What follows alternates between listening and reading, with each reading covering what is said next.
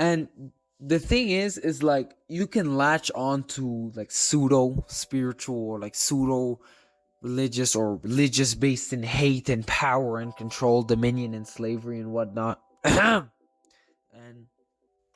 and yeah, beyond that, of course, there is the true inner knowing that's not just based in some kind of ego race. It's kind of just all that is knowing it. Nothingness beyond nothing, like all and nothing in one. That is what you can like encapsulate as like an inner knowing. But that pseudo spiritual side where you're just you maybe toxic positivity, maybe bypassing, maybe you're not just like facing the demon, or maybe you're just like completely eradicating the demon, just like forcing dominion on people every day and forcing free will inverting itself and becoming power and authoritarian. Maybe that's something you are inflicting onto others or onto yourself, or maybe it's just something more mundane and you're just having self-doubts and you can't face those thought forms that are negative, leeching off of you about distrust or about self-hate and whatnot. There's actually, funny enough, a esoteric or occult term that's called egregores, which would be either on a mass scale or on an individual scale, essentially the thought forms that amalgamate to a sort of entity of its own, an entity of its own kind beyond what you would deem as an entity. You have formed that. You have manifested that. Do you realize this is a part of the law of manifestation too? Okay? Literally is. It's not about fucking manifesting money. Like, really, you thought it was like, you didn't think, okay, where's the money stemming from? Like, maybe my true ability is that my palms will actually have crucified holographic implants, and I used to be able to do interdimensional travel and literally create things and teleport with it. Maybe, I don't know, maybe like in a universe itself, that possibility was always there because it's an eternal source of creation. We don't realize that there's so much fragmenting in this hologram, in this reality, that we maybe we do come to terms with this realization in one way or another. And that is why there is such thing as esoteric sciences and esoteric history and esoteric religion.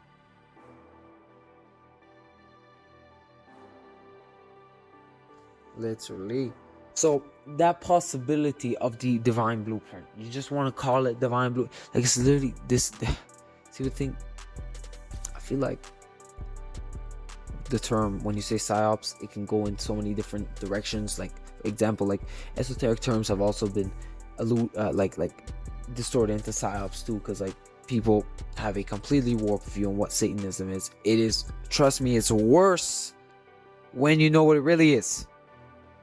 Okay? But it's more based in psychology and power and dominion, that kind of type of, authoritarian psychology, huh? I wonder who would be the Satanist then, huh? Yeah, some people are definitely guilty of that. But anyways, I would say personally, I always had a strange stigma. I knew why I was there, but I knew where it came from.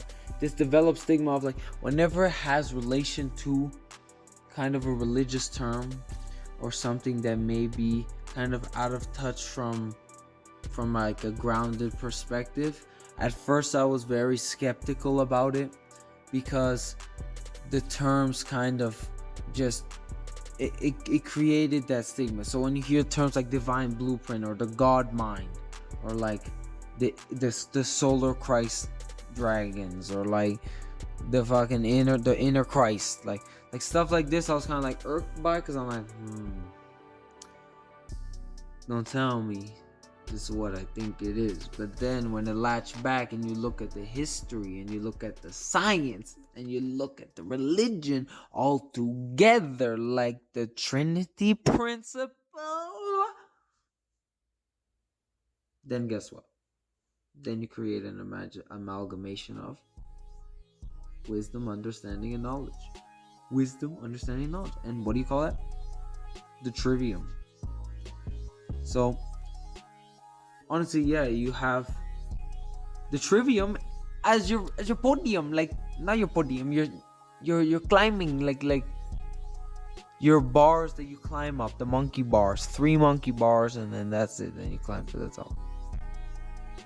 Guess what? Top. What would be top? Are you still remaining in this 15-dimensional reality timescape, or are you beyond time? Once you reach the top, that's not it. That's not the end, by the way. That's all I'm trying to say. So, you want to look at particular esoteric topics. We can look at maybe Gnostics. We can look at maybe Freemason or alchemy, right? There's a lot of options. There's the Hermetic, as we discussed.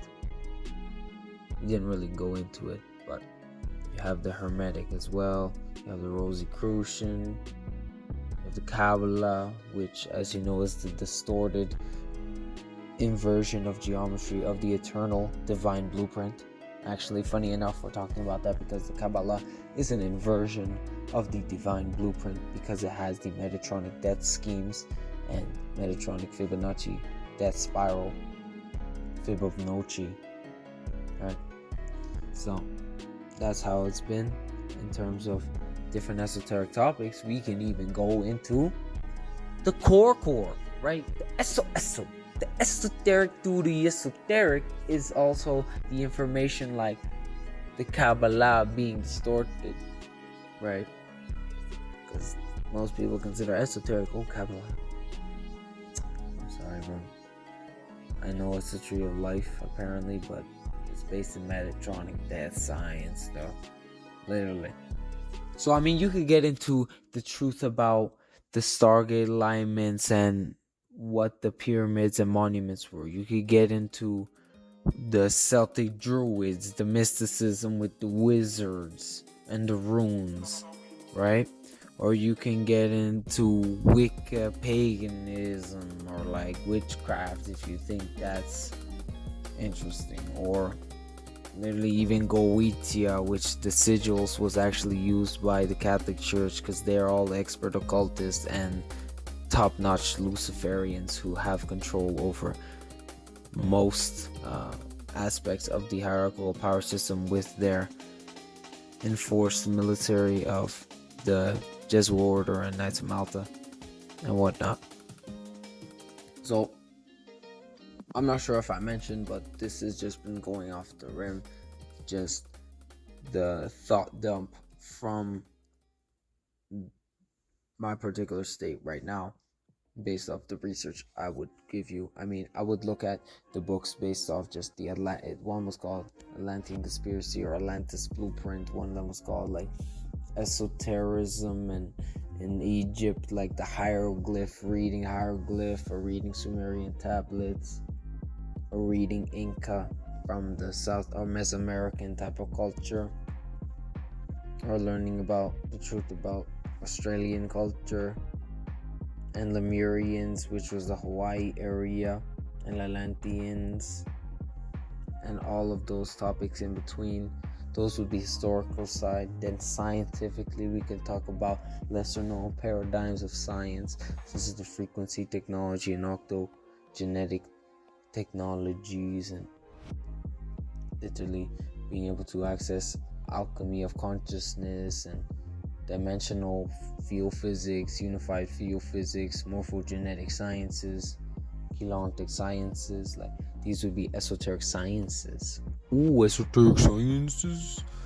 Ooh, what would that exactly mean, dude? Guess what that would mean? That would literally mean that most mainstream scientific topics that you were presented with probably have more or less some basis of a fallacy, or they're not telling you full truth. Basically, even with DNA, exactly, the Watson-Crick version of DNA is actually fallacy because they didn't discuss the aspect of it being a crystallized frequency.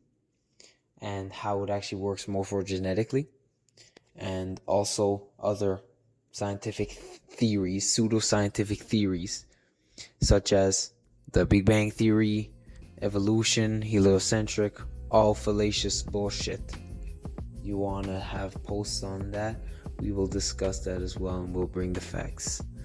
But we're also going to discuss how to eat berries in our channel, because we're not just about esoteric, we're also about healing with berries and herbs and understanding how to live past the Metatronic schemes and literally alchemize your experience here. And just even if you're doing something that you may regret and something that would be considered mistake in any way, shape, or form, you have cognizance of what you've done. You need to accept 100% of who you are and be responsible, and not externalize it with a savior, or not be accountable, or not be responsible, or not have this. And we're also just art and living and life, though. This is it. So Medipeak today. I'm gonna sign off today and literally tell you guys, literally, I know you have those amazing feelings in you, and then you can express it and present this to people, and you do it here and there, and I know you guys are capable of doing it, and it's really something that makes me go on about my day, even if you guys just fall victim to different agendas. I'm here.